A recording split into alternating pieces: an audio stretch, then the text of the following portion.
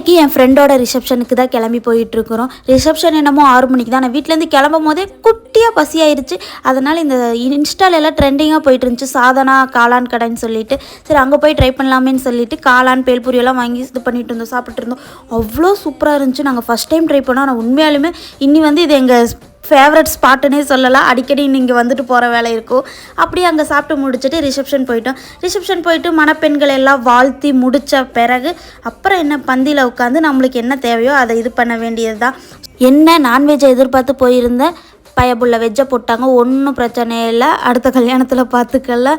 ஆனாலும் வெஜ்ஜும் சூப்பராக இருந்துச்சு. எனக்கு எதை சாப்பிட்றது எதை விடுறதுன்னு தெரில. எல்லாத்தையும் வைங்க எல்லாத்தையும் ஒரு ரவுண்டு பார்த்தாச்சு. கொஞ்சம் நாள் எல்லாமே டேஸ்ட்டு பார்க்கணுன்னு சொல்லி சும்மா அடித்து தூக்கி தூறு வாரியாச்சு. அவங்களே யோசிச்சுருப்பாங்க, ஒரு இலைக்கு நான் 200 தான் சொன்னேன், ஆனால் இந்த பிள்ளை 1000 ரூபாய்க்கு தின்னுட்டுருக்குங்கன்னு யோசிச்சுட்ருப்பாங்கன்னு நினைக்கிறேன். அப்படியே சாப்பிட்டு ஒரு ஹாய் பாய் சொல்லிட்டு கிளம்பிட்டோம். பாய்.